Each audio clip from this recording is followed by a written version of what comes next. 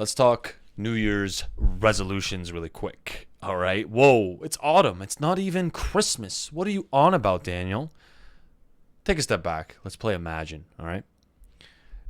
New Year's resolution is here. Okay, we just had Christmas. New Year's is here. Everyone's making their resolutions. Yada yada yada. Oh, I'm gonna go to the gym. I'm gonna go and get my dream body. Da da da da. Yeah, this is finally the time for me to get it all together. And so what do we have? We have a huge influx of people rushing into these gyms, right? The members enlisted just go sky high. In the first week, all their treadmills are filled. The gym's just freaking packed. All right? That's how it's always been. But what happens after that first week? What happens after the second week? Third, the fourth? Crickets. That's what happens, okay? People disappear, turn into Casper. But why? Why? They just spent, they had this insane surge of clarity and motivation. They knew that this is what they want to do and they're going to do it this time.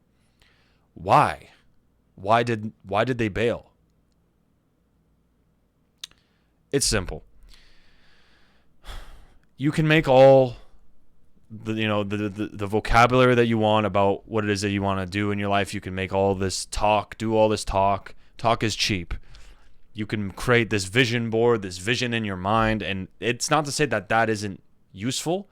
That's an amazing thing, and we should be using that. However, most people they're focusing on the 10% of things that, like, they're putting all of their attention on things that only bring them 5 to 10% bonus with where they're at. When in reality, the real work that you need to be doing, instead of creating this big motivational feeling for yourself to go take action, is to simply work on yourself. What is the point of making this vision and this resolution when the person who you are, the person who you are being, is that of someone who doesn't show up, who is lazy, who is an escapist, through whatever form, through whatever medium you want to call it? You have a track record of giving up, being late, not performing, underachieving. Then we're going into a matter of identity. And so long as your identity, the person that you are, the person who you're being, is in conflict with this resolution, this dream, then nothing's going to happen, because the subconscious always overrides. No matter how hard no matter how badly you want it, the subconscious always overrides. Okay? I've tried to lose weight time and time again, year after year, and it's always been confusing and tough because you're tackling it the wrong way. You're tackling it the wrong way. You want to be someone who simply does those things. It's not this, like, a runner does not do running challenges. A meditator does not do a meditation challenge. They simply practice mindfulness, and they do it every day. And they do it how you drink water. They do it how you cook food. They do it how you would dance. They don't think about it. It's not outside of them. And it's not this thing that is, like, painful, or this thing that is, like, takes so much willpower to do. And obviously it takes time to get to that point, but think about that, right? Most diets are going to fail drastically. It's just simply not the approach. You need to change who you are. You need to change who you are. And so the approach is much different. So instead of, like, let's say you want to lose weight, you're inspired by the thumbnail, you're inspired by me or whatever the hell, and that's a dream you want to do. And instead of going balls to the walls and then being like, okay, 4 hours of cardio every week, 3 times a week weight training, which is what my regiment is. Don't do that. If you're a newbie, if you don't have skin in the game, that's the last thing you're going to do, because you're probably going to injure yourself. It's probably not going to go very well, and it's going to be so painful, you're not going to be able to sustainably do it. And so you need to basically work slower in a way that actually changes who you are, because by doing these things daily, by, if you want to become smart, if you want to become have a better vocabulary, becoming a reader or whatever the hell, you just simply read a book every day. It's as simple as that. Whatever, 5 pages. You don't do like a reading challenge and then just read for once a month and then never read again. if you're reading every day, it just becomes okay. Now you're a reader. You're not thinking about it. You're falling in love with the inputs, and that's ultimately the difference between someone who understands this as a lifestyle and as an identity. They are in love. They gain satisfaction. They are infatuated with the inputs. The inputs meaning the things that you are actively doing that create the outputs, that create the six pack, that create the outputs of, a nice chiseled body, strength, stamina, You can apply it for whatever it may be. The inputs are ultimately, tracking your calories, making sure you're hydrated, sleeping well, doing your runs, showing up, doing it down to the T. All that jazz with whatever pillar we're talking about, whether it's weightlifting, whether it's cardio, losing weight, meditation. Falling in love with the inputs, making that at least half of the rewards. Obviously, the outputs are great. I'm not saying don't appreciate them, but people are too fixated on outputs and not happy about the inputs and not making the inputting process fun. And so it doesn't become who they are. They treat it as if it's this temporary burden that they have to bear and it'll soon be over one day. But that's the thing. As soon as the inputs are gone, the outputs go poof. They disappear.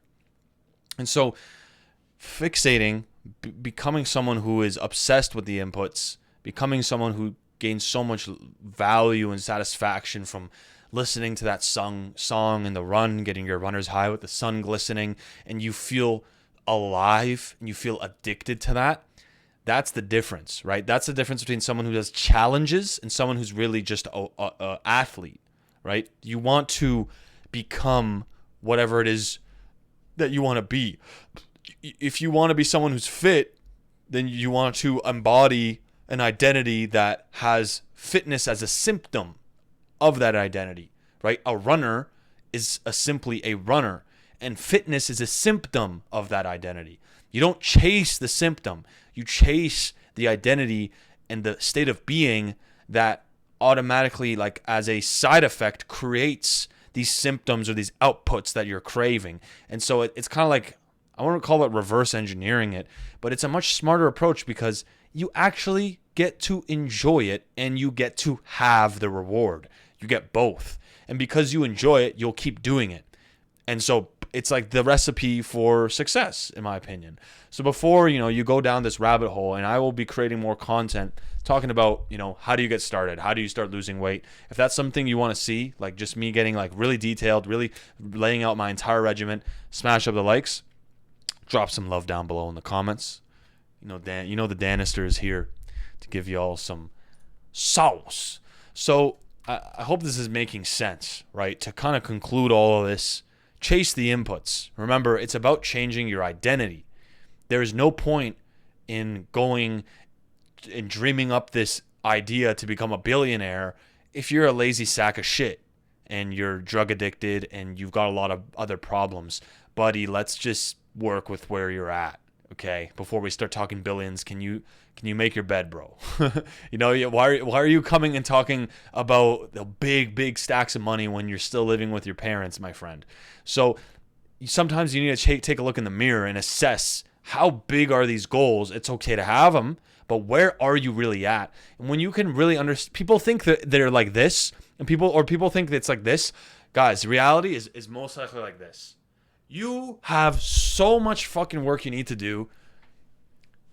The sooner you realize that that gap is there, the sooner you can actually get to it. Because by deluding yourself like this, you're not actually doing the legwork that it's going to take to get to whatever goal it may be. And that's what I realized for myself. I was always fat. I was always this fat kid. I'd always had eating issues. The classic stories, the Pillsbury cookie, just eating it with the spoon, raw, okay? I was always this fat, chubby guy. And I was like, man, am I ever going to get to the point where I have ownership over my body? I can see my abs for once. I can have the dream body that I've always wanted. Am I just gonna have to swallow and the fact that I'm gonna be fat forever? I'm always gonna have like a gut. It's like no. So figure out your why.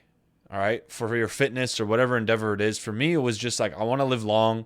I want to look my absolute best, because I know if I maximize my physique and look my absolute best, I'm going to be awarded a lot more opportunities in life. That's just a fact. You know, the prettier you are and the more handsome you are and the more maximized you are in your physique and your overall look, you're just going to be awarded a lot better first impressions. And sometimes these first impressions can make or break a deal in your job, can make or break the date that you're going on, can make or break whatever the hell, especially when you realize we live in a vain world and not everybody is like your parents who just love you unconditionally. It changes things. Not to mention, the more fat that's on your body, the more estrogen you're creating, and so the less masculine you're going to be. There's a whole rabbit hole. That's your due diligence. It's not my job to install your why into you. Go do it. If you can't even type in keywords to like be like how to get shredded on YouTube, or type in a keyword of, you know, what the dangers of being overweight, or whatever. Just type something. If you can't even do that, you're expecting it to get it all here in this video, you already lost. You're not going to get there. You don't have enough bite. Because the reality is that when you want something bad enough, you're willing to step over. It's like being in the jungle, right? And there's a path, but then the path ends and you have to move through the shrubbery. And someone who, in that moment, you need to just fucking go through the thorns. And yeah, it sucks. But when you want it bad enough, you will be the first to tumble through that. You won't give a shit. You'll run through that and you'll scrape yourself and you'll be all bloodied up and whatnot. But you know, you'll scrape through it. And as I was saying, I was so religious about my routine, I ended up injuring myself. I got a lower back sprain. I don't know where I'm going with the rest of this. I think I got my point across, guys. But yeah, I will definitely shoot some content sharing more parts of my regimen. I know I haven't talked to y'all in a while, so I just wanted to hit you up with this little 2 cents. Hope you're all doing amazing and enjoying the beautiful autumn weather that is, God is blessing us with. And that's pretty much that. Take care. Cheers.